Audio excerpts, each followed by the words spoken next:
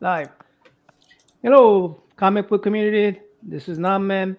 We have a panel here. We got K-pop, Otaku, and Ryan. Go ahead, guys. Quickly introduce yourself. Starting with the K-pop. Hi, I'm K-pop. I host artist and campaign reviews on my channel, and I do random art videos. Yep. And Otaku. I'm Otaku. You can see me on Otaku's Tour Guide. It's my channel where we just look at my collection all day. Ryan, go ahead, introduce yourself. Then after that, we'll proceed to introduce our guest of the night, please. Okay. I'm Ryan Otogawa, and I'm a comic book artist and storyboard artist. and yeah, so like I've been getting into like storyboarding, a little bit more like animation, but looking into like live action stuff like that too. And then I believe like you're watching YouTube videos on storyboarding and stuff, and the algorithm just shows up, like new videos show up, and um uh Eric Yamamoto came on his video, and he has a channel where he does teaches like storyboard techniques and stuff like that. so so I actually today was like the first time we met in person, because I could see him on his channel, but then he's just talking to me in chat. so um but yeah, so uh Yeah, introducing Eric. Eric. All right, add him to the stage. Hello, Eric. How are you? Hi. Hey, good. Hello. What's up, Ryan? Thank you for having me on. This is a great opportunity to just, share my craft and talk about creativity and talk about stories. Like just before this, we were talking, Otaku and I, we were just talking about if I collected comics, and that was a great segue into the show, right? Yes. But yeah, hello and thank you. All right. Welcome to the. We are celebrating Asian American Heritage Month, the whole month of May, and we're celebrating Asian American artists.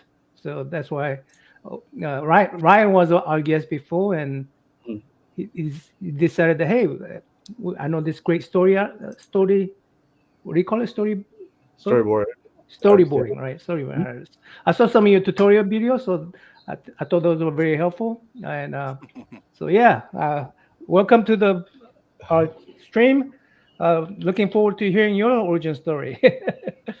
Yeah, Yeah, me thank me you. being Japanese American, like whenever I see another Japanese American, I always think that our family probably knows someone in your family or something.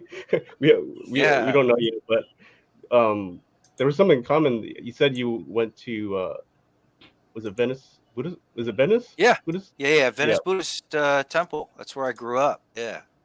Were you in the junior YBA? Junior I YBA is like a was. youth group. Yeah. So I was also back. I'm a little bit older than Eric, but like Wait, where I did was you in go again? Nishi, which is Oh, yeah. downtown LA. Yeah, it's a Oh, Buddhist yeah, for temple. sure. So it's like they call it Southern District. So it's like all of the Southern California Buddhist temples, and a lot of times they'll have like conferences and stuff like that. So Wow, yeah, small world. yeah. I So know we it's like probably crossed paths, or maybe sometimes. Well, I was yeah. like a little bit earlier, more like uh nine the 90s, or like 95 or so, but Hmm. Yeah, I was in fifth grade, probably so I wasn't in junior YBA yet. I was like Songatines, you know. there's probably Um, someone we know, or yeah, along you know. we'll find out eventually. Yeah, it's like the Japanese American community is so small. But yeah, someone of someone. And I'm fourth generation Japanese American. So Yeah, I that's am what. too. Oh, you are? Frontier Nation, yeah. Wow, Mhm. you do not get that very often. So my grandparents were in the internment camp, and I wish I spoke Japanese, but I don't. I don't know. Do you speak Japanese, Ryan? No, I Yeah. understand some, but like very little, and then I could read Yeah. some.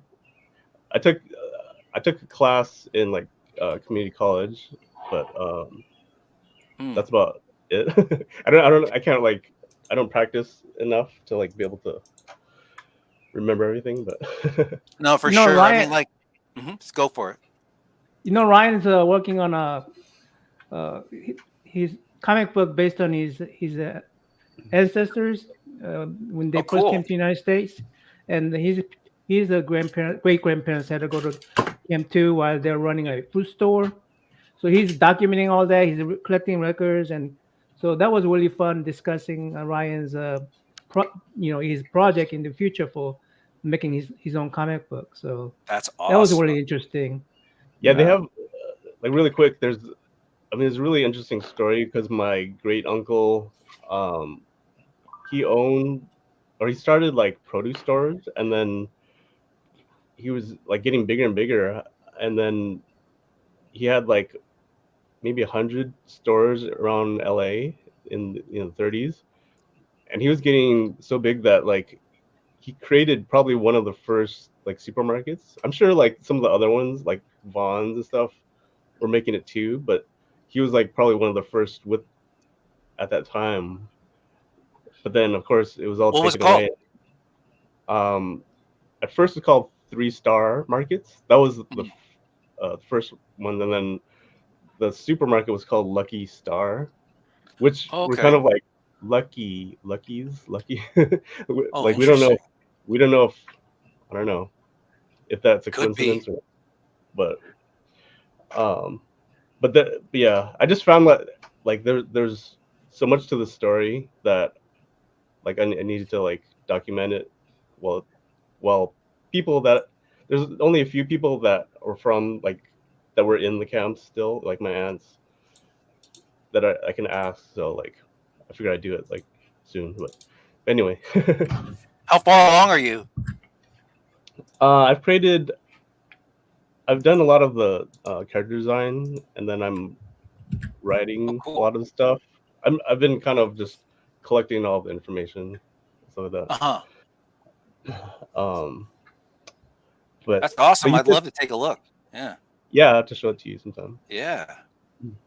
I think you said, your wife was from Boyle Heights, and my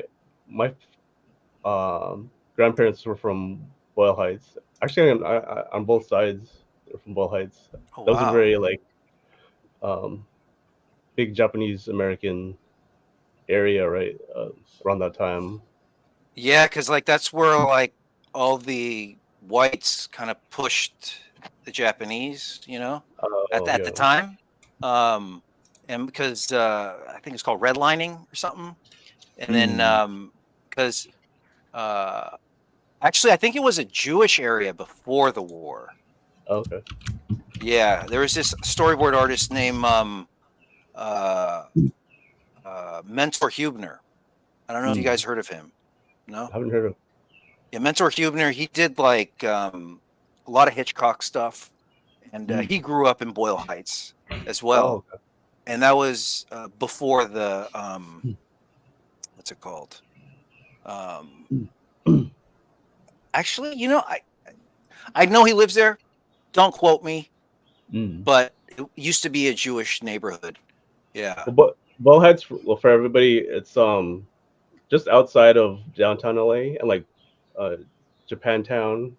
It's just kind of like maybe 15 minutes, 10-15 minutes away. It's just like an area outside, more residential area. the suburb of the downtown area, suburb Yeah. next to downtown. Yeah. Hey, so Patrick Crespo, thank you, Eric, again for the live stream last year with my students from Salesian who joined. Our school is in Boyle Heights. That's dope. Cool. Was that with Hector Santiago? Because I did an interview with a director in Boyle Heights named Santiago, and I still live in Boyle Heights myself. Eric did a live stream with your students from Salesian from Boyle Heights. With your students, okay. Oh, with So Hector. Eric- All right, cool. Hey. So what kind of storyboarding you do, Eric? Oh, yeah, I do mainly live action storyboards. What is it? I did Get Out. I did Us. I did what Wait, else? What Us. else? That's the. Is that the music? Was that the about the Yes, music? I got Oh 5 yeah, on I it. love that movie. Yeah. Yeah, it was bizarre. I mean, that was a trippy movie. It's all about coincidences and stuff. And I don't know, that show really uh, made me start looking into like, what is a synchronicity? What does it mean when things line up? What is a coincidence? What is those things? And like Brian, you were just talking about what is that called? The coincidence of lucky star. You know, Oh yeah. like you made that connection. You know, Mm. and there might be something in it Mm. that could be the reason why it's named Lucky. You know, Lucky's. And Yeah. I mean, I don't even think it's around anymore. Lucky's. But Yeah. I don't- oh wow, a lot of people are jumping on. Cool. Yeah, just highlight that real quick. Then we'll get to the back to the bond because Patrick actually has a couple more questions for you about that. Hold on a second. Get there in a second. Yeah. Wait, Patrick? Yeah, 'cause my my parents went to Roosevelt. I don't know if you know Roosevelt. Oh, my wife went to Roosevelt. That's Oh, so really? funny. Roosevelt Yeah. and yeah, the rival Oh, that's was cool. Garfield, I think, right? Is that- Yep. Mm-hmm. And my parents went to. Oh, my mom went to Dorsey High, which is in like the Crenshaw area, and my dad he lived in like the Manhattan Beach area, and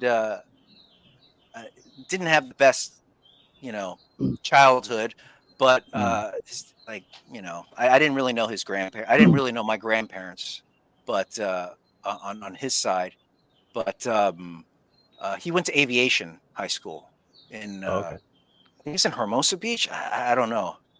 I've heard. Oh yeah, I don't- Patrick, thank you. Yes, I did work on Doctor Strange, Multiverse of Madness, and Oh, then cool. Awesome. and then a new director got on. He did Spider-Man, Evil Dead. Oh, Raimi. Oh, really? Raimi, yes. He and then I got taken off the project because he had his storyboard artist, and then I did the Marvels with Nia DaCosta, and Nice. it was like she's such a great director. I'm actually working with her right now on a project, which has been very fun, and she's such a great person to work with. Did you do something for HBO? I saw like oh yeah, some Lovecraft video. Country, Lovecraft Country, and that was great. That was so much fun with Misha Green. She was the not executive producer. She was a showrunner, and oh man, it's just I got to really bring all the horror things that I like together. And what's really great about like live action, well, each person has their own take. I know that like in the Marvel universe, Marvel comic universe, Stan Lee would write like a little paragraph, right? And then give it to the artist. And then the artist will go off and kind of make their own thing. And and then after that, Stan Lee will go in and write in all the bubbles, Yeah, it's called the Marvel method. Yeah, I mean that's dope, Like they still do that with storyboards in Marvel, which I that's so much fun. But at the same time, it's like sometimes, having limitations, especially with creativity, is a benefit. Because when you limit certain things, then you have to find creative ways to problem solve certain aspects of the story. Because there are some directors that know like exactly what shots that they want, and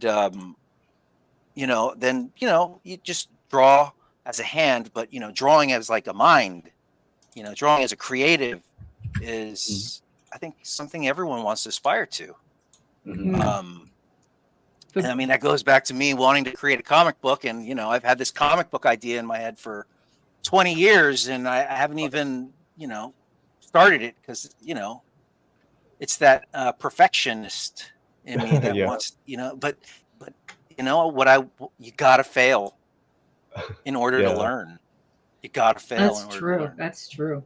It's especially true in art too, because you gotta like go at and go at, and the more like I wouldn't really say failures at it, but the more like it doesn't get to how you want it, you're just learning, and Yeah. that's so much fun with art. And with anything, I mean, like I was trying to program. I was learning how to program a little bit because I was getting into Bitcoin and all that stuff, and then I got rug pulled, but luckily it was only like $300. But still, my ego, I was pissed off, So I'm like, I got to get that money back. I'm going to learn how to code. So I'm like, I figure this crap out, and then I'm like, you know what, Crystal, my wife, she's the math person, I mean, I'm Asian. I should be good at math, but unfortunately, it's not, my mind doesn't go there. I wish it did. So I'm like, hey, Crystal, my wife is Hispanic, by the way. And I'm like, hey, can you help me? I think you would get this, And she's like, oh yeah, that's this pattern, this. I'm just like, you should do this. You should be a programmer, And then, so she's interested in like data analytics. And but you learn stuff, like I want to create my own tools, like in Photoshop or in Toon Boom Storyboard Pro, just to create your own tools. It's Eric, there's so many ways to create. Sorry, you made an interesting point where you need rules. I mean, rules are good for you, and Yes. maybe perhaps we are. I'm sure there's more than. I mean, few of us in here that thought about creating their own comic books, right? And haven't done it for 20 years. But I think it's me. because we don't have a rule, because we don't have rules set up. We don't have, we restricted ourselves, right? So what rules would you give yourself? Hey, I need at least a chapter 1 done by this day. And it doesn't have to be perfect. I want the draft right now. That's the rule. Deadlines. You know what I mean? Yeah, deadlines and rules, and Self-imposed otherwise, deadlines, I'm gonna do this someday. You don't have any rules set up. There's no rule. Yeah, there's no one to tell you. Yeah, so you have to make it yourself. Yeah, I would say like so hard. That's an interesting thing you said. So I say, you know what? That's true. That's why we don't get things done. Mm-hmm. I would say even with the family store I'm doing, I mean, it's not sci-fi. There's a lot of like factual type of stuff because my aunt had interviewed my grandparents, so she actually wrote like this whole document from the interview, and a lot of the points in the comic kind of come from that because it's like she's laying out what happened. So me trying to like convert that into a script is just kind of like I'm like, I gotta start somewhere, so I just put it in a sequential, from the early 1900s, just putting everything that I gather and kind of like building that first, and then trying to figure out how all the sequences, like are gonna fit. I'm thinking like maybe over 100 pages, but it's just like, wow. how do you fit all those? Yeah, it's a lot of like different work, but yeah, so like that part right there, the pages is like a whole different concept for me because I know how I want it. I want like there to be a cliffhanger on each page before you turn. Like because that's like you want to turn the page. Like when I was reading Death Note, God, I love that comic, that manga. That it's just so like, oh my God, what's gonna happen? What's gonna happen? Oh my God, it's like that's like so much fun turning those pages. Yeah, that's where it's sort of like the difference between like comic books and storyboards, kind of, because comics blurs, have a finite like pages, but storyboards you can, I mean, still kind of finite, but you can kind of like play around on storyboards. Do you get the whole story, or you get a chapter at a time? Do you get to know the whole story before you start the job, or how does that process work? Yes and no. Like certain Marvel projects, they'll just give you like a here's a scene, take the scene, you know. Mm. Sometimes they're like, here, let me just brief you. This is kind of what the feeling is, you know, go, you know. And then but then like with Get Out, you know, he had the full script, you know, and I got to read it. I was reading it, and it's like, yeah, I get it, you know, it's okay. I don't like quite get it, grasp it. And then once I started drawing it and seeing the scenario that he's putting his characters in, I'm just like, oh my God, like this should have been made like years ago, you know, like this is something big, you know. And then, you know, there was this one section inside of Jordan's script, and it said interior darkness. Chris sinks into the bed sheets and he falls into interior darkness, you know. And I'm like, hey, you know, I really like this, you know, like what's going to happen when Chris goes into that like sunken world, you know. And then Jordan goes, ooh, I like that, I'm going to take that. And then the next draft, you see, it's not interior darkness anymore, it's interior sunken place. Wow. So you I'm just actually like, change hey, the story. Yeah. You actually get to change the yeah, story. Wow. Okay. yeah. I mean, I do not want to take credit for it, but I was there in the happening, and Jordan is great at choosing or knowing what is going to fit in his piece, and that's brilliant. You know, like taking the ego away, and what serves the story the best, he will run with, and I think that's fantastic. You know, that's Wow, excellent. fascinating. That's Wow. awesome. Yeah, that's what I feel like the difference between like comic book scripts, because usually it's like, okay, here's the panel, this is what's in the panel. For like, I found like with storyboards, kind of like they can give you a little blurb, but that blurb is like maybe like 5 minutes long, so you have to like create it, right? I mean, you have to visualize. Wait, say that again. Like the script is, it could be like a you small little like a sentence. paragraph. Yeah, like you know, oh, it's nighttime and blah blah blah. But then you have to create the atmosphere. You have to create what happens in that sequence, right? In that. So that could be Totally. more Do you like have to 5. also do you affect the like a camera movements where camera is going to focus and all that stuff? Your Oh storyboard yeah. does that.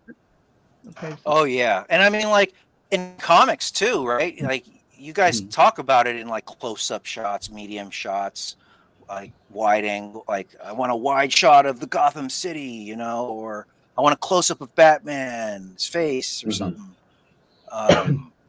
But yeah, there's this element of camera moves with storyboarding that's you have to translate, and that's where I mean, you know, before I wasn't doing animatics. Now I'm doing animatics, which is basically moving storyboards. It's like it's kind of like animation, but it's more kind of raw, rougher. Yeah, rougher, not timed. Like, you know, I mean, I don't have the time to time it. You know, you're I just usually seeing do the like, motion of a scene come to like the motion usually of a it's like, frame come together.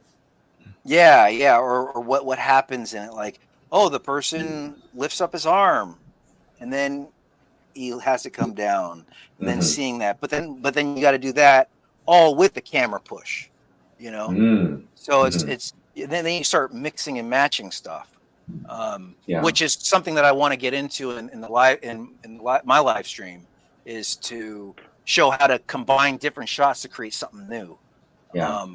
Because you know, these things, like, we're humans, you know, we're not AI, and that's a whole nother topic. And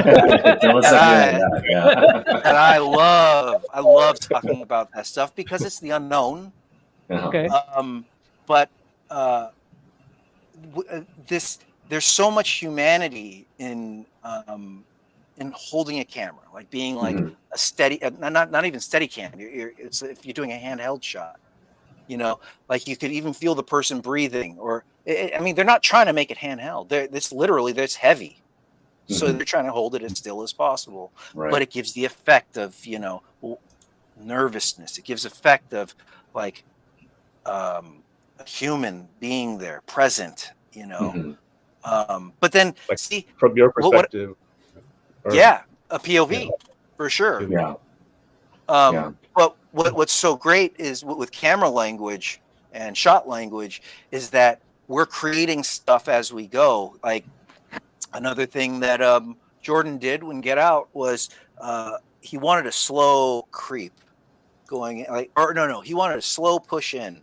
The camera slowly pushes in on Armitage House, and then he goes, he's like, "Hey, well, what is this called? What is this called?" I'm like, "Oh, it's usually called like a slow creep, like you're creeping in." And he goes, "All right, we're calling that a Rooney." I'm like, what do you mean? He's like, Mickey Rooney. I'm like, "Oh, what about him?" He's like, "Mickey Rooney's a creep." I'm like, "Okay, I'll take that." I swear, man, Jordan is like such a natural at comedy. It's like he's something else. You heard it here. Mickey Rooney's creep. Yeah, right. But one thing that stood out to me in Get Out and that made me feel uncomfortable and that made me reflect on myself, which I think this Get Out really does well, is there was a part in the movie when they were inside of the Armitage house and there was this Asian character who was in there too. I don't know if Mhm. you guys remember that, but Yeah. I was like, why is that? And then it had to think about it too. And it made me feel uncomfortable. And it made me like reflect on like, well, who am I as an Asian American? Who am I as um, in this society? And then it made me think of my own racism that I have, Mhm. myself, and how do uh, I think what's so important is just being aware of it's like someone could tell you to go to the doctor even if you have cancer but you won't go to the doctor because you're in denial. you know I think it's more healthy to just accept it and uh try to be that change, try to Mhm. help others, and also know that we all have these flaws in us. We're not perfect. Mhm. I mean, um so it made me reflect on that, and it made me think, well, how am I seen in this world, and how do I see myself in this world? And as I was growing up, I always saw myself as white, as Caucasian, that could fit Mm. in with blacks, fit in with Mexicans, fit in with Persians, fit in with Indians, But it's like I felt like I was white. Now Mhm. let's look like why, let's peel back all this stuff. Well, and that's the whole thing. Like I don't speak Japanese. My grandparents forced my parents to not force, but no, you don't need to learn Japanese. You gotta fit in. yeah, You gotta Right, right. not learn that, and you gotta be American. You mm, know, and I know people go through this today too. Of Um, yeah, course, of course. but I mean, it was more of just they didn't want the next generation to feel what they had to go through. Right, Mhm. You know, right. Mhm. but it's there's other little things that come up. I mean, um, um, there was a time when I was working at the studio, and this guy goes and says, why do they always use why do they make things smaller and smaller? Why does Asia make things smaller and smaller? Like, I mean, they must have like really small hands or something, and it's just like, I called him out. I'm like, dude, you don't have to say that. And it's like, learning how to speak up for yourself in certain things, and Mhm. knowing what you do have, and like, yeah, maybe I am seen as I have more opportunity or something, but knowing that I can make change to help others. That's why, like, Mhm. I'm calling my channel Storyboard Connection. Everyone's always like, how do you get into Hollywood? I don't know. I don't know. Well, it's like, come to the channel. Let's talk about it. Let's Mhm. make something. Um, let's get excited because we are, things are changing. Hollywood's Yeah. kind of down right now. Why don't we create our own thing? Why don't we start, um, like, let's be a connection. Let's be a network, you Mhm. know? Yeah. And Yeah. that's why I'm so grateful for you guys to have me on, get to talk to your guys' audience. And then, hopefully we could all collaborate on something, you know? Sure, Yeah, sounds Yeah. awesome. Sounds it's awesome. funny. I was literally thinking about that today. About you know they have the term like white adjacent, where you're just like like some Asians, especially for Or Twinkie, at right? least for at least for Japanese, it's like especially even doing like this um uh the family project too. It's just like there was this whole thing about they literally had that um questionnaire. There's like two when they were in the camps, right? Of like, do you pledge your allegiance to Japan? Which at that time some of them had never even been in Japan because they were born here, or to America. And there were some where they said no, no. They were called no boys, right? You Yeah, heard that my term, grandpa was a no-no boy. Yeah. you know? And just And like then there's the 42nd as well, right? yeah, yeah, Which was the Japanese American battalion that went into yeah. World War II to Yeah, my save. uncle was in the 42nd too. Really? Yeah. Yeah. Oh, that's Uh, awesome. Yeah. I mean, American history looks at that service as sort of, oh, you have these people who are Americans and they serve their country, and we're being unjust to these Americans, and they always kind of point at that. But it was really a decision by Japanese Americans to say, hey, I love my country, even though this is happening to our community, but I love my country and I'm going to fight for it. And yeah, yeah, and they have to that's prove that they're American. It's like they're literally forced to have to decide, like, are you on that side where you never even been actually, or like prove yourself that you're loyal. And right, you know, right. I was, Wow. even like my my great aunt, my grandmother's sister, she was born in the U.S. and she married a Japanese man who was the owner of the grocery stores. But Hmm. so there was a thing called the Cable Act in 1922, and because she married him, it was like an arranged marriage. But because she married him, she lost her American citizenship, even though she was born here. But then, and she never even been to Japan. She eventually got it So back, where did but she go? Well, yeah, where would she yeah, go? she actually went back to Japan with him, and then she eventually came back. But there was a lot of stuff that she had That's a the family fascinating had to go story. through and everything. Yeah, It's crazy. so Yeah. it's pretty So another crazy. thing, that I've encountered um, was so when I was in Chicago, I went to the School of Art Institute of Chicago, and I went into a bar, with some friends, and I saw this Asian guy that was like staring at me, you know, and I was like, "What the fuck is this dude want?" So then I'm like, okay, I'm gonna confront him, you know. So I start walking over to him, and then he starts walking over to me. I'm like, "Oh fuck, okay." And then I'm like, "Oh my god, I can't believe this. This is a fucking mirror." You know? Yeah. And I was like, I didn't like how I looked, you know. There was like a little bit of hate in myself, you know. and maybe I thought that I was white, you know, and this Asian guy was looking at me. But there's a lot of Asian hate against each other. Is, Oh, is yeah. something I Oh, wanted yeah. to say, Big time.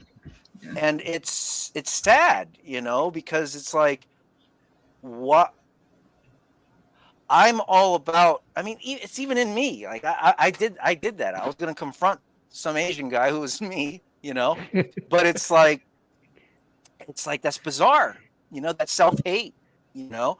And another thing that was happening, one of my great friends is what's it called? His name's Josh Lee. Yeah, he's been on the show a few times, Ryan. I think you were there. Yeah. And he's Korean American, and there's this thing where he was helping my friend Kirk Iwasaki do a documentary on fourth generation Japanese Americans, and he got a lot of shit from the Korean community for helping out a Japanese documentary. And I didn't understand why, you know, and then I found out that there was this whole history of like horrible atrocities, you know, and it's like I didn't even know this, and I was getting I didn't either. Yeah. hated on, and now I'm like careful, you know, with what I say, or I'm not like careful with what I say, but I know that that's there. You're more aware. Yeah, you know? yeah, how you're perceived, right? Exactly. And Yeah. and like this one kid that I grew up with, he went to Japanese school, he did all this stuff, and then like after college, I found out he is full Korean. You know, he's because there's like a whole community of Koreans in Japan that I think they don't even say that they're Korean sometimes. You know. Yeah, it's a very yeah. No, so yeah, it's interesting you say that because I know Korean Japanese. They're you know they have a record that they have a Korean name, so they're not quote unquote Japanese, and they can never be quote unquote Japanese, but they kind of exist in Japan as like visually they're Japanese and culturally they're Japanese, but if you get to their like family registry, their immigration history, lineage, they are Korean, right? But every Korean Japanese, their goal is to legally change their name and have that reflected, because that's a new starting point for their identity, where they can actually become Japanese. Like if you adopt like a Japanese name in your registry, that's the sort of the beginning of being recognized as Japanese and no longer Korean. And so I know, interesting, and it's weird because most Korean Japanese will not say they're Korean because they'll get discriminated against. So they maintain this Japanese name and Japanese identity whilst keeping, I mean, they'll talk amongst their own community that they're Korean Japanese. It's not like a secret you can really hide, but they don't bring it up in conversation, right? So it's something they keep hidden until it gets out. And in most instances it gets out at some point. You know, it's hard to keep your, family history and your family. Otaku Hyung, do you read a Pachinko? Pachinko, was it? Yeah, I read Pachinko, but that's not accurate of the community there. The community is actually, it's been there many generations, much like Japanese Americans here in the U.S. And I think the advantage for Koreans is you just blend in, right? Like, whereas Japanese Americans, you can't blend in American society. You're viewed as like the other, right? So, but that same idea of identity, like you want to be accepted in where you're physically present. That, I think that's a commonality for any minority group living in a different country, right? So Eric, I wanna. This is Marcus right here asking this question. Yeah. Just to give you background on Marcus, he's a Black American. So cool. I have Hey, a Marcus. specific memory. remember wondering why Asians were accepted as white in elementary school. So, So my were you accepted as white when you were growing up? I mean, I'll tell you, I wasn't accepted among the Japanese kids because I didn't speak Japanese. I wanted to go to Japanese school so bad, just to be accepted. I wanted to do the basketball stuff because there's the huge Japanese league out here, but I didn't like basketball. Japanese is very difficult. But I guess what age? I'm thinking of elementary school, Marcus, because in elementary school, like, color didn't mean anything. I had black friends, Mexican friends, white friends, girls. Well, girls were the one thing that it was like boys, girls. You kitties. Yeah, but today, which is great. Like my son, like he doesn't do that. Ooh, the kids today don't do that. Ooh, cooties. No, thing, they don't. Which I like. Yeah. Which I love, because then they're comfortable with being friends, and they have different interests, of course. But I mean, I feel like a lot of that comes like later because when you're younger, I feel that too. I felt that too. Like I didn't necessarily feel, or I didn't see color, like they say, but it's not until like you get older and then all these like ideas start going around, and when you're younger, you're just like, he's my friend. Well, Yeah. But I mean, like in high school, I want bulgogi. I can go through them. That's amazing. Yeah, I know. I love it. It's just, man, everything's expensive right now. Like, I want to learn how to. Expensive. Yeah, but I mean, I'll make a video on how to make it. Yeah, please. Yeah, I do Korean barbecue. Oh, I've mastered that over there. So. Nice. I mean, again, there are treasures in every in every culture. Well said. Yeah. But sorry, go for it. Oh, you go ahead, and then I'll follow up because something back to what you said earlier, and somebody asked a question about this. But go ahead first, and then I'll come back to that. Oh no, I mean, like, I think it was just like more in high school. Then you start noticing that, oh, these people hang out with these people hang out with these people. Like, I remember, like, all the black kids went over and hung out at the cafeteria, and all the Mexican kids were under a tree by the gate. All the Asian kids were like in the math homeroom, with Miss Nagata, and then there was like the skater kids who I hung out with, but like high school was like, I did drugs, I did all that stuff. Like, I wanted to like fit in with the cool kids, Yeah. And that's part of the reason why I wanted to go to Chicago. I had to get away from it. And was super straight edge in college. I mean, straight edge in an art school, that's kind of ironic. You don't want to be straight edge in art school.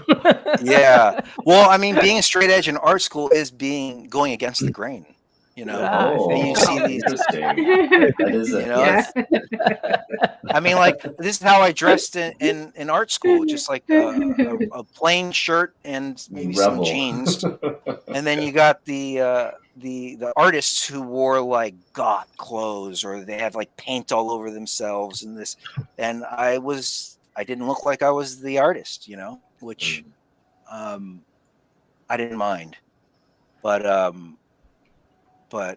I'm sorry. Go for it. It's K-pop. It's Katie. Yes, Katie. Katie. Okay. So I'm gonna highlight what circumstances was. He was extending on his comment earlier. Where'd it go? Then I'll go back into that. He says, I think that's what I meant, though. You lived in a world that not allowed you to see your color, whereas my memory is being constantly reminded I was different. So when I grew up, we grew up with, I want to say, let's say it was 40% white, 40% like black, and then like a mix of everything. So everyone just, even up until high school, because we were together from kindergarten until high school, like we just kind of all just hung out. Like we didn't all see race. I didn't really see that until I got online. like late 90s, early 2000s. So I would hang in a lot of like K-pop forums back then. And then I started hanging around Asian / non-Asian HAPA communities. And it wasn't until then, which is weird because that's when I started learning about Twinkies. And then the reverse of that, we would call people eggs. And then they kind of had a hierarchy of how they saw like the different Asians, which I thought was weird because I just appreciated all Asians and all cultures. Because like that's why most of us were there. But it was very weird where that stigma that they would hold against like typical other Asian ethnicities, it was so weird to me. And I was like, everyone was just like, we're just here to like appreciate the music or the culture that we love. But there was a huge hunk of that community that separated that. It was just, that was just alarming to me because I'm just used to being around like everybody. Like, I don't care who you are, where you're from. Like that's, and that was just like kind of like a wake up call. I was like, whoa, like I never even knew this was a thing. Yeah. Well, like I okay. The first time I guess I felt that I was different was when I was in second grade, and my best friend at the time, he was black. He said, "Eric, why do you have thin eyes?" You know, and then that just made me cry. I didn't know why. It made me cry. You know, it was like realizing I'm different, realizing that I don't look like everybody else. You know, or I mean, reflecting on it in hindsight, maybe I felt like he was making fun of me, but like as I said it, maybe he was just truly wondering why I have thin eyes. Yeah. You know, I don't know, but it hurt, you know, and that's probably the first time I felt like I was different, you know. Yeah. And it's something I can't change. I mean, yeah, you could have operations and stuff. But I don't want to do that, you know. No. Guys look That's the great. point where like You it could be guys just all like seem like you grew up innocent. here in the United States, right? You guys all Mhm. born here, all of you. So I I'm was. an immigrant. I'm an immigrant. I came here when I was 11, and when I Oh got my wow. citizenship at 18, I had to go. I had to do the. I had to take a test and pass the test, and then I had to sign a. I had to sign something that says I'll be loyal to America. If let's say in case of Korea or United States will go into war, that I'll be loyal to America and defend America over my motherland, right? So those are things I remember doing, right? And so uh, Marcus was pointing out that you never you guys didn't know your identity, but I always knew my identity. I always knew I was different from the get go, and having to sign that I feel so horrible. I feel like I'm betraying my motherland, and I feel like I was then you know am I really loyal to my father? Because here's what I call it. That's Korea is my motherland, and this is where I was growing up. So this is my fatherland, right? So am I like I that. am I who am I going to be loyal to when you're in such a situation, Your right? mother. Be loyal to your mother. Yeah, so it was I'm it sorry. was That was just me just saying some stupid I shit. understand. But it's so I'm really glad that we could see the various all these different angles, Korean, Japan, the K-pop, the Marcus, and yeah, this is very And what's cool I'm is that, enlightened. I'm enlightened. yeah, and what's great Yeah. about like content creation and comics and stories, bringing it back to what we're all here for tonight. Like, you could bring those stories to life and you could change people's minds. Like, Ryan, you're working on that story about you're bringing awareness, to the stories and hardships. Because, when I was a kid, I thought that, why do I have it easy compared to like my friend over here? Like, and I feel guilty for having all of this, and my friend over here doesn't, you know? And it's like, how do you um, appreciate both? I mean, there are things in poverty that you could learn about that people who have everything, can learn about. Like, I mean, I don't have the most money in the world right now, but it's because the economy is really tough. But my wife, she grew up in poverty, and she's like, um, showing me, how, what to do, in these situations, and it's always everything's going to be fine. You're going to survive this. Just keep, you know, yes, the debt keeps going higher and higher and higher, but it's like, you're going to be fine. As long as you have your friends and family, like that's all that really matters. Mhm. And but yeah, I feel like comics and creating it brings hope. You Mhm. know, Sure. like that's why there's Superman. It brings hope. That's why Yeah. there's Batman. I mean, like we were talking earlier, I love Scud the Disposable Assassin because I loved John Woo movies growing up. Oh, yes. Awesome. Yeah. Yeah, like I was just talking with someone, like they're remaking the movie The Killer. Ooh, Oh. nice. And I was talking to a friend of mine who they're like, I was looking for The Killer everywhere, but you can't find it on DVD. You can't find it anywhere. And I'm like, oh yeah, I still remember. I have the VHS tapes. VHS Like is where it's at. the VHS, yeah. Yeah. And Yeah. it's like, when I was growing up, John Woo, Chow Yun Fate. I don't know how to say his name, but Chow Yun he's Fat. what I Yeah. looked up to. Chow Yun Fat. Yeah. Yeah. Yeah. Like Chan he's Fat is who a I badass. oh my Oh, he God. was amazing, dude. he's He's the- still awesome. Yeah, no, He's Oh like yeah. it's like Bruce Lee and then Chow Yun Fat. It's like if you Yeah. take Bruce Lee and Jackie Chan and you mix them together because he's got the comedic side to him, but also like the badass martial arts side. Yeah, it's great. Oh Speaking of yeah. Bruce Lee, I heard that the daughter of Bruce Lee is working on a biopic Shannon. for Shannon for Bruce Lee, directed by Ang Lee, and Bruce Lee is going to be played by Ang Lee's son. And Interesting. supposedly, Oh, looked okay. it up and like they look kind of similar. I mean, kind of. Oh wow. Interesting. Kinda- I like that mix. I like that mix. Yeah, Yeah, I want Ang to check Lee that and out. So But, Eric, Uh-huh. okay, go ahead.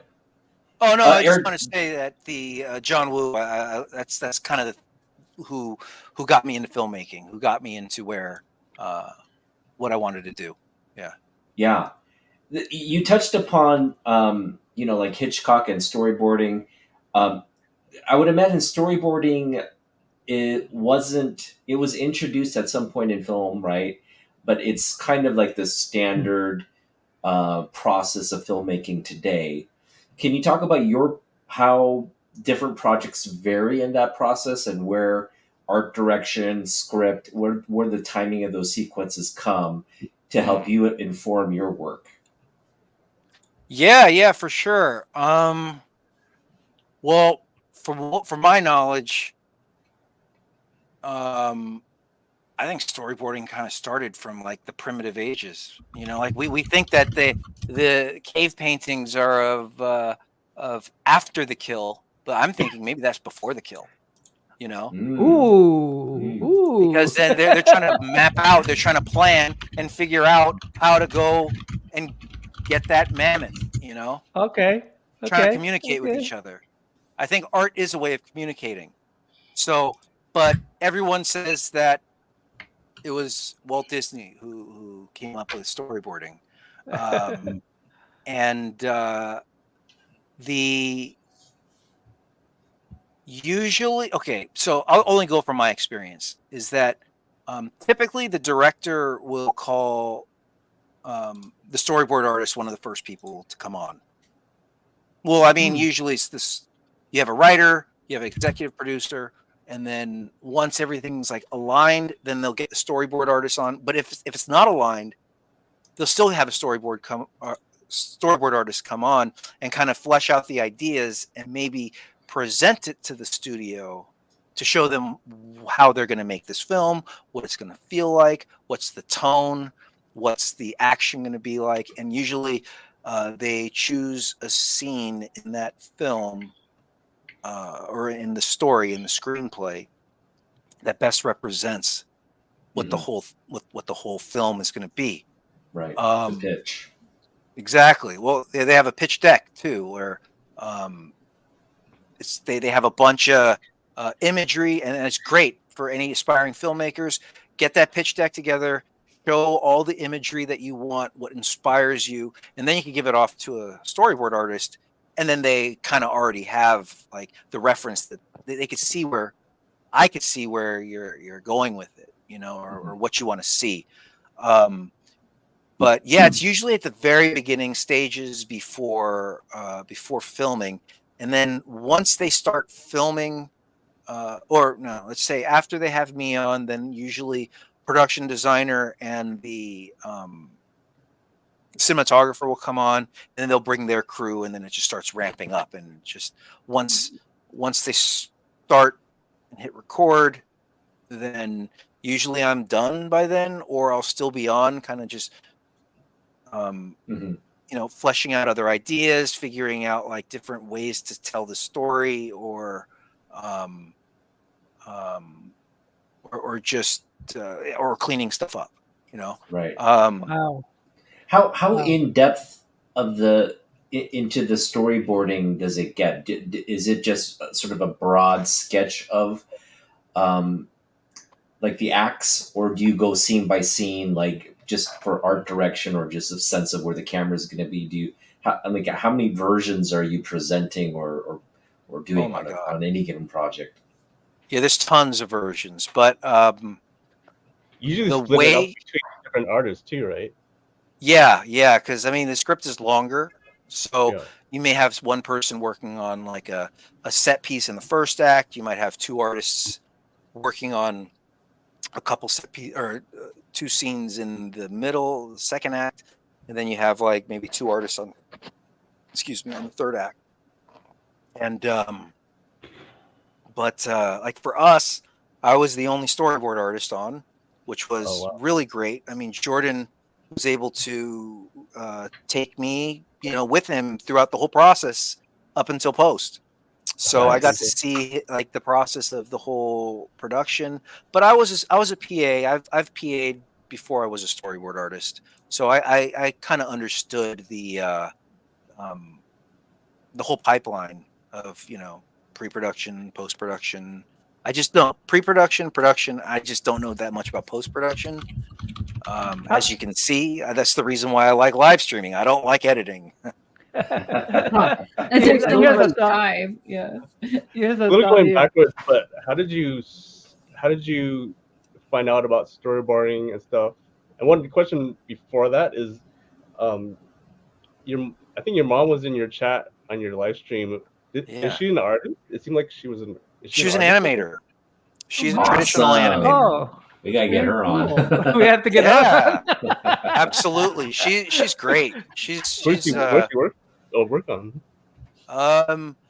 She did a lot. She did a lot of commercials. So back when she did, she was at this place called Duck Studios. Then another place called Kurtz and Friends, and another place called I forgot this other place, but I think in the 70s or something, she worked on this film called Twice Upon a Time. I don't know if you guys heard of it, but that is where she was animating these like kind of paper cutout things, and there was this kid there who had this idea. Hey, why don't we just you know, each time that someone kills someone, we put some ink inside of like some a water tank, and then we use that and superimpose that onto the character who gets zapped. And everyone's like, that's a great idea. That's you know, and cool. And that was David Fincher. Wow. That was my mom met David Fincher when he was a PA, basically. Oh wow. And this was in Emeryville, somewhere up north. Oh yeah, Duck Studios did a lot of cereal commercials. That is true. So my mom did Tony the Tiger. She did the nice. Lucky Charms. Wow. Whoa, our childhood. And you You remember? work with your mom. But see, I took all that for granted as a kid. I'm like, my mom's like, "Hey, look, there's my commercial I did." I'm like, "Oh, cool." You know. She didn't actually feed you cereal then. Yeah, right. She was a responsible parent. Oh yeah, McDonald's all the way. I thought of a scenario here. A lot of people nowadays make movie from comic books, right? So if you're a storyboard artist, the comic books, where is the difference between the comic book artists and where the storyboard artists come in to, let's say you're getting some content from the comic book, how that translate? How would that translate, you think? Well, for me, with the Marvel universe, I feel like they take liberties. The cinematic universe takes liberties, and they don't use the comic book as like the Bible, which I guess that gets certain fans angry, but then it appeals to like a broader group, a broader audience. But when I was on these Marvel shows, I would use the comic books. I got the digital comic subscription, and I used that as reference, as like, oh, well, what are some of the superpowers that, like, what's the difference between Carol Danvers and Photon, Monica Rambeau versus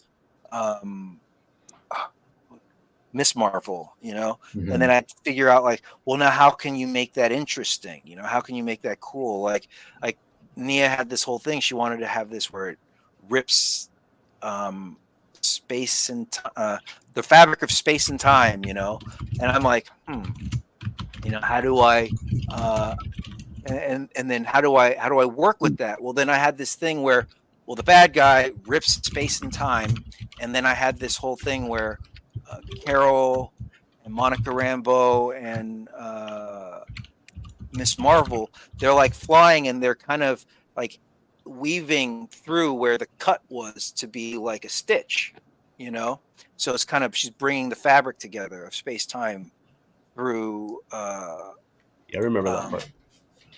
Oh, they kept it in that movie.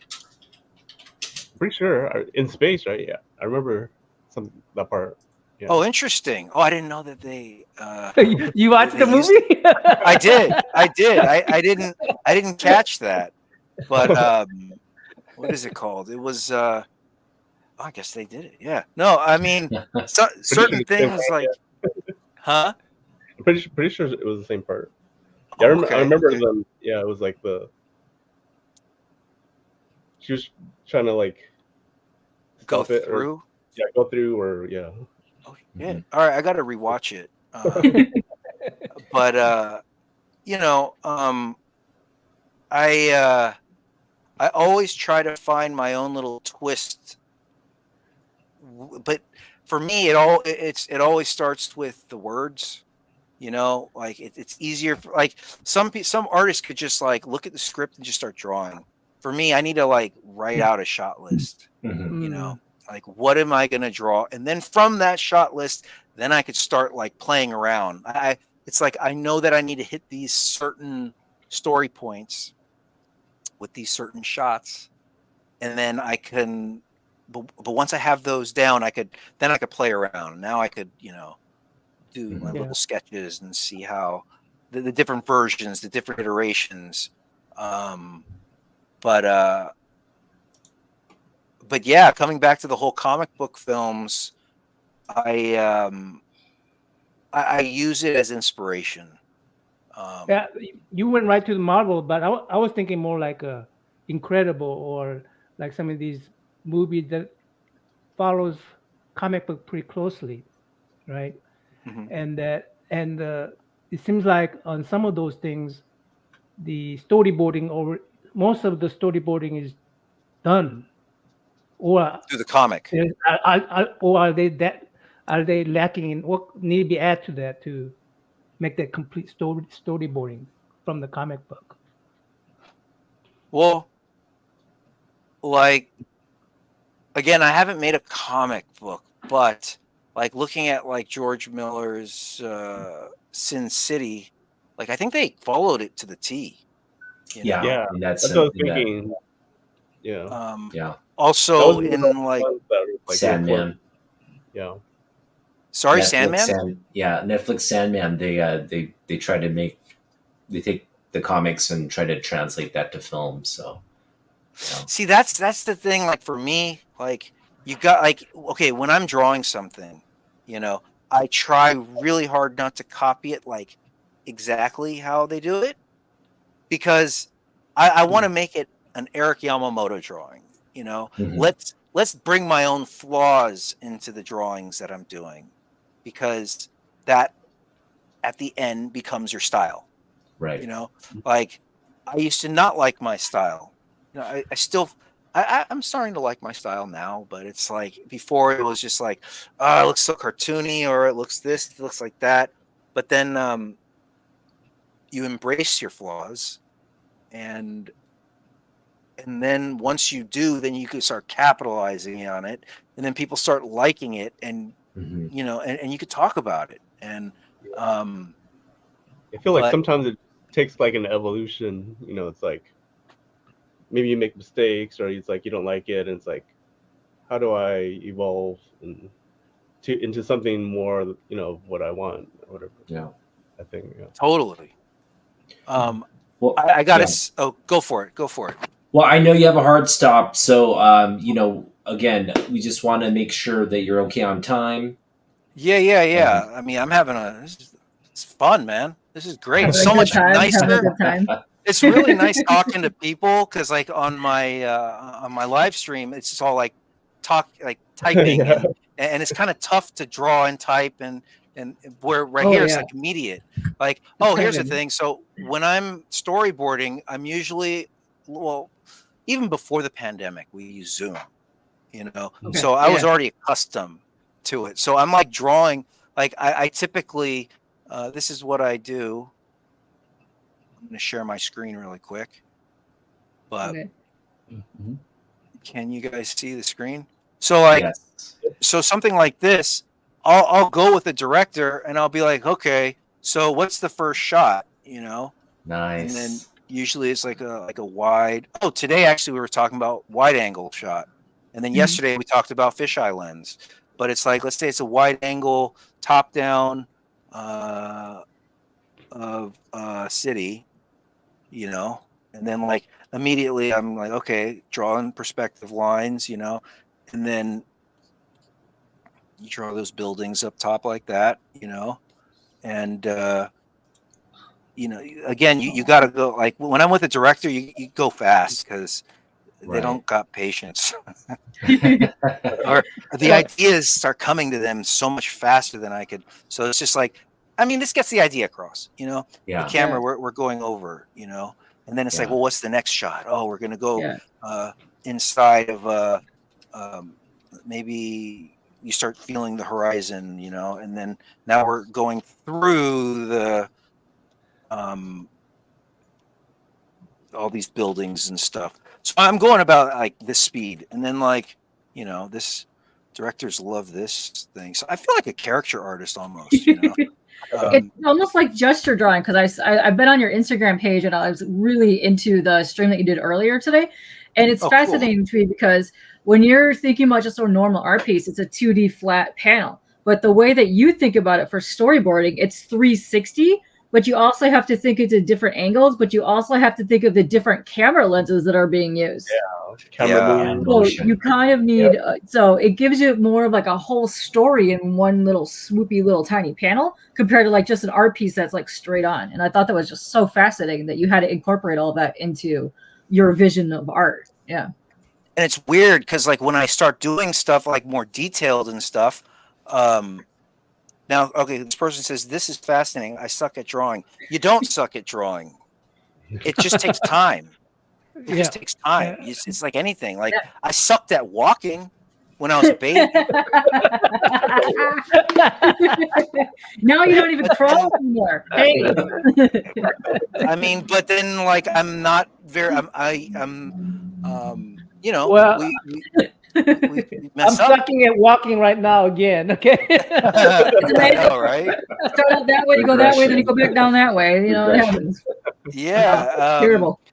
But it's okay. It's good to suck because it show. Oh my God! Like, when you suck at something, there's just so much leeway to get better, and you'll get better quicker. Right. You know, Right. it's kind of like there was a time when I was a little overweight, you know, and when you start working out and you're a little overweight, you start losing weight real fast. But then once you get to like a level where there's a certain, you know, you're fit, you're feeling good, but you still won't get that stubborn fat off. That's when it's the hardest to get off. Yeah. That's the fat. That's the hardest. Where like right now, you know, I'm at that level where it's like, well, how do I get better? You know, like how do I get better at this place where I'm at? You know, like, and you know that's something that, you know, as you get better at something, you're trying to find new challenges, new ways of upping the game. You know, I feel like it's all about the commitment to get better. Like if you just like kind of give up, then of course you're never gonna get better. But you know, if you want to get better, then you just have to make that commitment and totally figure it out. Right? You might be so stuck on one either medium or perspective drawing that you've been doing forever. Change it up. You're gonna find a renewed love for what you're doing and a whole fresh take just by changing different medium, just by changing a different, like even just flipping the guy going the other way, you're going to come up with a whole different other level of just starting fresh from what you're doing. And you might just click and then figure out something totally new that you would have never thought before. And it's all about experimenting, especially with art. You can't just stick to one thing, because it took me so many years just to figure out, like, okay, it's okay to suck. It's okay to even include the suck part of your art into what you're doing and making it better by just realizing that that tiny flaw is there. And you could have came up with a whole completely amazing thing by just allowing yourself to just keep going and not be so focused on that one imperfection. Totally. So yeah, like right now I just flipped the drawing and I realized, like, when I flipped the drawing, all right, so it was like this. I realized that, okay, this is like looking okay, and then I flipped it. I'm like, oh shoot, he's missing the whole back, the whole back of his head, and it's like you just you get a different perspective on it, and hopefully, I could get a different perspective, and I could finish that 20-year-old comic book that's inside of my head. Yeah. I remember when I first started drawing, you know, it went from crayons to starting to collect X-Men, and then just like either tracing or just like copying it, just like looking at it and like try to draw it how they did. And then it kind of evolved into like, okay, take a head from here and like this pose or this arm from here and try to like Frankenstein it into something new. Frankenstein it. And you just like keep on going with that. Totally. But like the big thing for me here, I'm going to stop sharing, is that the art school helped me figure out how I learn. You know, what's the best way for me to learn? Like not anybody else, you know. Yeah. And I like to read, you know, to learn, you know. Like my wife, she loves to experience something to learn. And like she has to fail, you know. I don't like to fail, but I am definitely learning about that now, especially with the live streams, because man, there's so many hiccups that happen. Oh, and you gotta be able to learn to go on the fly on those things, because sometimes your audio dies, your video dies. Oh my God, it's a nightmare. I know. Guest doesn't show up, or it's like it's scary, man. But it's but you know, storyboarding is a career, and again, it doesn't end at storyboarding. Like storyboarding is like it's a process to explore and experiment visually of your script, of the writing, and how to not only how to shoot it, but like how to tell it. How do you tell the story? I want to do a comic just so I can see the limitations and get a feeling for it. But I mean, my heart is, with storyboards, because I wish that there was some way to like kind of fuse them together somehow. Like it'd be interesting. Like, what if it was all storyboard format at first, and then it somehow you turn the page and it becomes a comic, Wow. Yeah. or vice versa. It starts as in a comic and then it goes into a storyboard, and then it goes. Yeah. I don't know. I like think messing what you with said, the a storyboard format. comic, that would be kind of very, that'd just be a cool concept. Because you think they're kind of similar, but they're different mediums. If you really think about it, they're different mediums and they communicate different things. But like, yeah, if you had like a movie, but you broke it down and had a comic version in it with the storyboard images, that would be kind of cool as well. Yeah. Oh, So when you showing us, Ryan? I believe this guy is a storyboard artist, if I'm not mistaken. But he made his own like graphic novel. Bushy. His name is Ryan Lang. I think. I've heard of him. But he, cool. It's like it's kind of like that, storyboard kind of thing, but into like a graphic novel. That's really cool. Very, like, cinematic stuff like that. Cool. That's really nice. I like that. So could you look at storyboarding as like a silent movie of a comic book because you don't do any text, right? One more time. You don't do any text, right? So could we look at storyboarding as a silent movie of a comic book? Like a silent comic book, you're saying? Yeah, silent comic book. I mean, I've seen some. Comic books are silent too. Yeah. Actually, like in what I really liked about Scud Disposable Assassin, they would give a soundtrack list for each page to read. I love that stuff. Okay. Yeah. Which I thought that was cool. And then he also gave like Scud would be played by John Malkovich. This person would be by Tom Sizemore. So you playing that while you're drawing? You playing that while you're drawing? Yeah, right. I mean, actually, I don't usually listen to music or anything when I'm drawing because I'm just thinking so much of like, okay, is it an over the shoulder shot? What are they saying? Or what? I'm asking questions all the time, and when I have another voice in me, or if I'm listening to something that has a voice in it, it just kind of throws me off. But I mean, coming back to the whole silent movie, no, I like the way that I do storyboards. Here, I'll just present one more time. It's like this share. It's usually here's a page, right? And this is how I did them when I was starting out, and they're still very effective. You have like panel 1, 2, 3. You have the show right here, and then you have your little action like wide angle. Then you have your medium shot, and then maybe you put your dialogue right here. So you'd have like your character right there, like or that's a close-up shot, and then or maybe it's over the shoulder shot, and then you have your wide, maybe you have your 2 shot like this, get some foreground in there, and then you have this, and then you have your other angle like that. So that's kind of how I did it. This is typically the format. The way I do it now is, I use Storyboard Pro, where it's basically, this is my canvas. It's like file, new. Let me just go here. It's like here's my Nice. canvas, you know, Yeah. and then Oh, I'll have cool. I'll have my frame.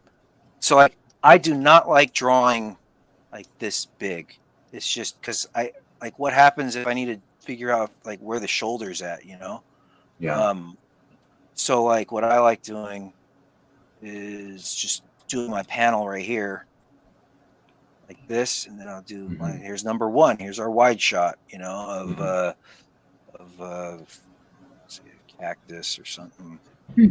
Maybe there's an airplane coming through, and then maybe there's like a runway right here, and there's a bunch of Yeah. like zombies or something. Or they got to plow through them or something. So then I do a bunch of these frames, and then I'll go take it into Bridge. And so, like, you guys know much about Bridge, or? Yeah. But well, anyways, I could create contact sheets, and then those contact sheets, it becomes basically becomes this. Like each one of these is like a each one of these is Yeah, a I see what you mean. canvas. Yeah. Yeah. So You know. you're piecing it together in. Yeah. Okay. Well, Cool. because it's like, well, what happens when a director says, okay, this is great, but let's move this shot down and let's add another shot right Yeah. here. You know, Yeah. then you're like, well, fuck, now I got to move everything, you know? So that's how I minimize that. Right. But Right. in terms of my process, I like to board it all out on one piece of or one canvas because I like to see the flow, you know, Yeah. of like of where things go, you know, and then you can start like you can be like, okay, so this is the Earth. The Earth we pull out, we see this, and then we kind of come around the Earth. So then you start seeing how it works, and then I'll copy and paste it into my little template. You know, I'll just copy and paste it, and Yeah. and so yeah, that's kind of my process how I go about it. But at the end of the day, it comes down to what the content is, and like Eric goes that's my into detail on storyboarding, guys. Provide the link. Looks like a lot of people are interested in that, so Yeah. make oh sure to cool. go visit Eric. So Yeah, Yeah, check out tomorrow his morning. live streams. Yeah, you got Yeah, live stream well, going on? in the morning. yeah, Monday through Friday, 9 a.m. to 10 a.m. I do it. Very cool. PST Pacific. Oh, even Pacific better. time. I'm not Yeah. up that early. Yeah. Tomorrow, I don't know. It might be a little different because I have a doctor's appointment, but I'm still gonna try to make it.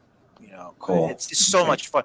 To be honest, the reason why I started it is because the strike was happening, Okay. and I wasn't working for like 3 months. It was like such a dark time, and I found it almost felt like therapy. You know, just being online, talking to people, or well, chatting with people, but just having that see people watching me draw live. It's just I don't know. It's fun. It amps me up. Um, and but really quick before I forget, um, I think this would be an interesting story. You know how you were saying, Otaku, about how there are Koreans in Japan who hide that they're Korean, right? Yes. It would be an interesting story. Maybe it's already been done, where there's this Japanese guy who is incredibly racist to Koreans in Japan, and then he realizes that he's Korean. That would be a great story. Yeah. I love it. That You would know, be a great and then story. he has to or she has to figure out how to cope with that. I mean, it's kind of like Yeah. the Dave Chappelle skit of the blind Klansman Yeah. who's White. black. It's You know? it's funny. My uncle, he's not. I mean, he's not racist, but it's not the racist part. But we always thought he was Chinese. So, and he's married to my aunt who's Japanese. And we always thought he was like Chinese, and he found out just pretty recently that he is half Japanese and his mother was Japanese, but she always hid that she was Japanese. And Oh, it's funny because they just literally like found out several years ago, and all my family kind of like bust his chops about. that is that. I mean that. Yeah. I mean, learning something like that would just completely change your perspective on Yeah. on See, life. look, this person right here maxes 2K, or he learns he's half Korean. Like, that's dope. Like, I love how people can add to the story, especially in the live streams, because it's like, I want to one day create something where it's a community-based thing, a community-led story, Mhm. that we all could kind of come into and add to. And what if it becomes such a big following that Hollywood has to make a movie out of it? Of course. It's empowering 3D all projects of are us, so fun. Let's do it. right? I mean, like, Yeah. I don't know comics, as well as maybe Otaku knows, but and Katie knows, but we all have like our own special power, we're not all on an island. Like, Yes. as a storyboard artist, I'm not the only player. There's the director, there's the cinematographer, there's the PAs, there's the accountants. We're a big machine. We're this. Yeah. We are hopefully a well-oiled machine, and Yeah. you get change to happen when there's more people on. But as just one for sure. person, there's only so much you can Yeah. do. We're all You know? individual parts, and together we make Voltron. Yeah. And then Exactly. we stick together, and we become awesome. Yeah. I would really like to do something like that.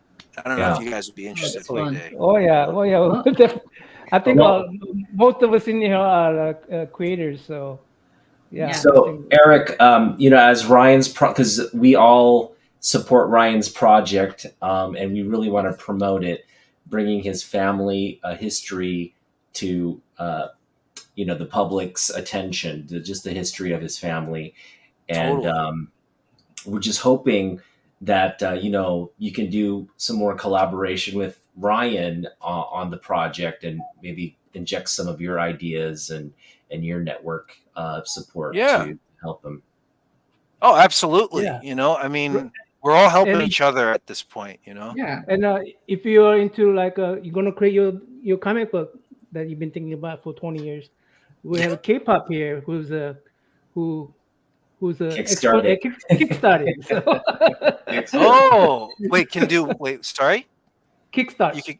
Your Kickstarter? I do artist interviews, but I also do campaign promotion things. So like Kickstarter, Indiegogo, Fund My Comic, Zoop, all that stuff. I have people on promoting their campaigns for Oh, crowdfunding. interesting. Oh, so that's So you- your channel, what you do. Mhm. That's what I do That's on my K-pop channel. Yes.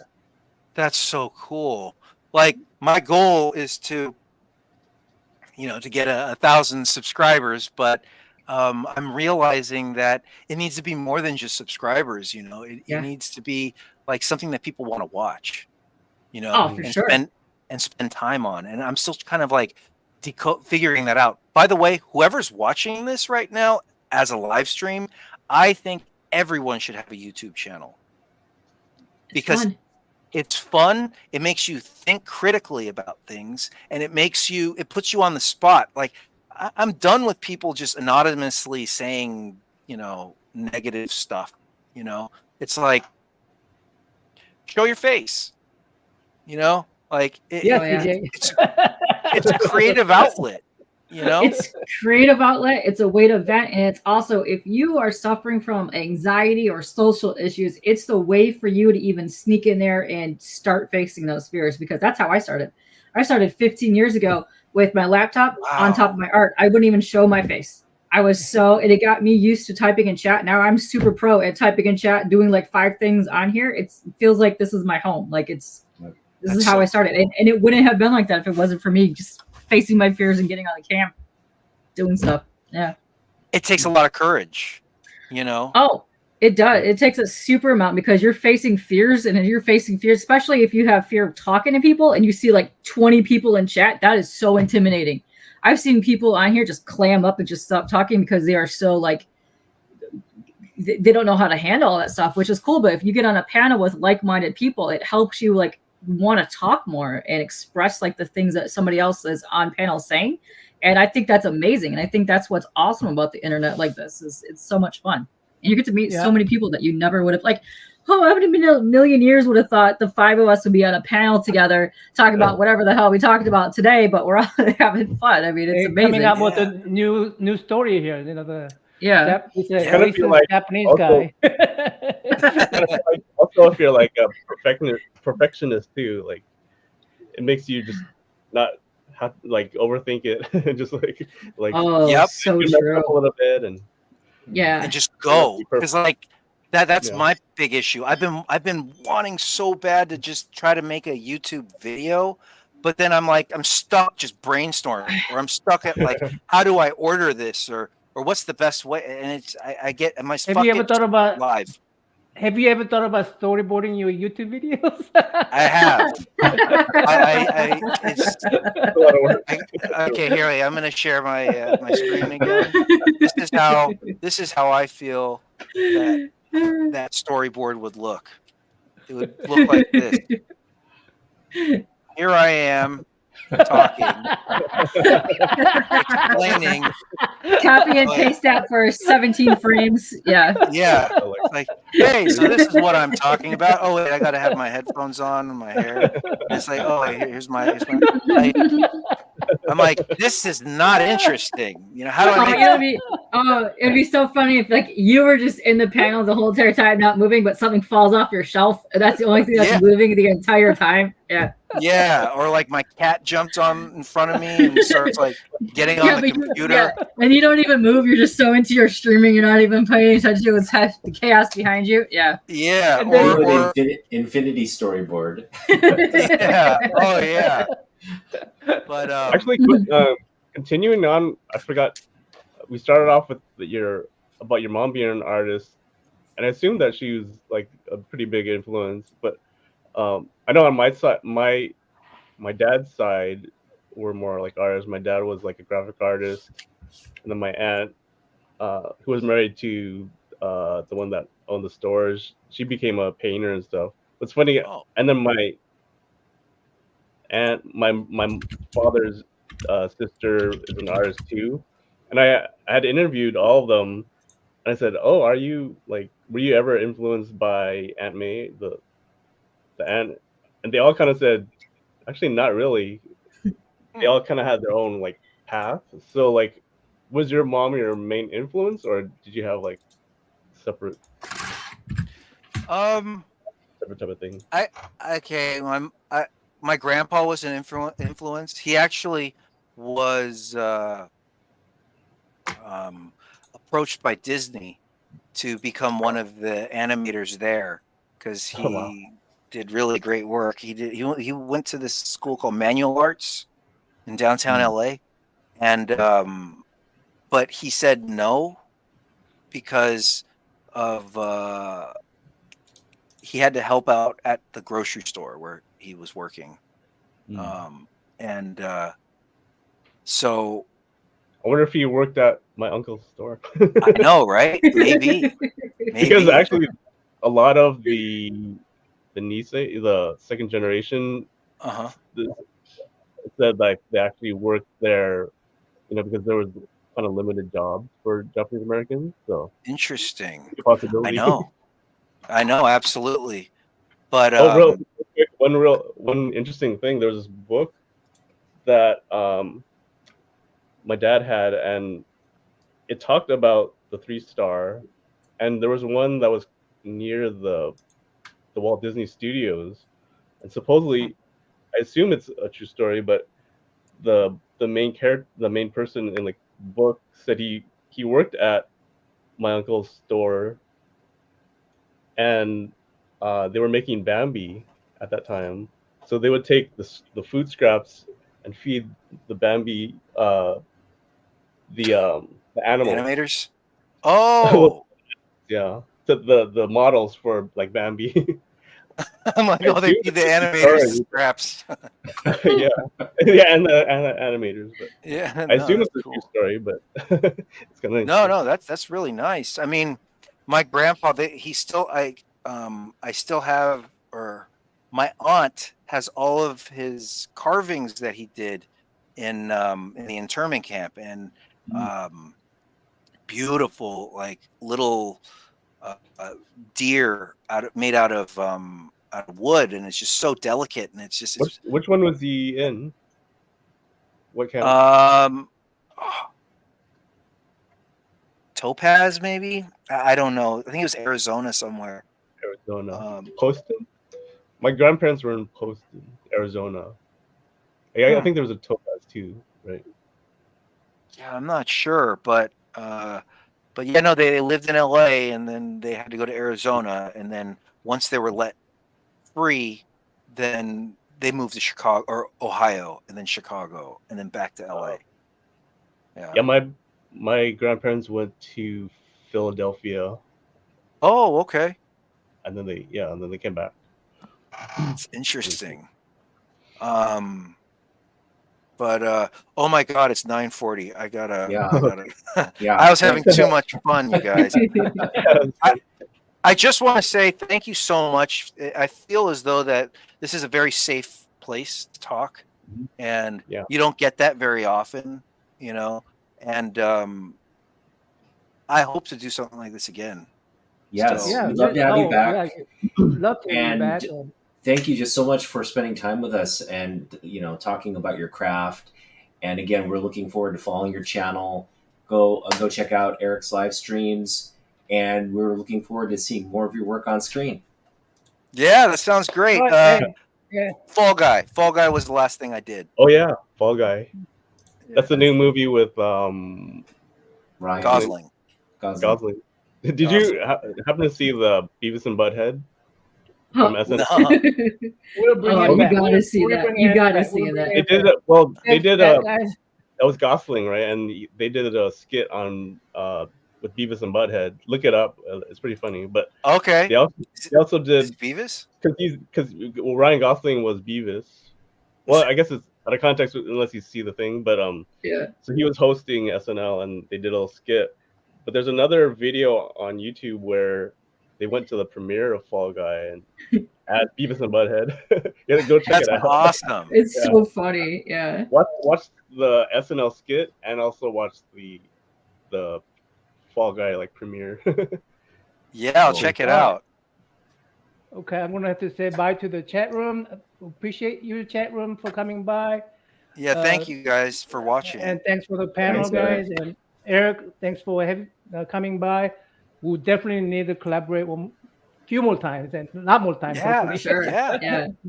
Absolutely. So, bye, guys. Bye.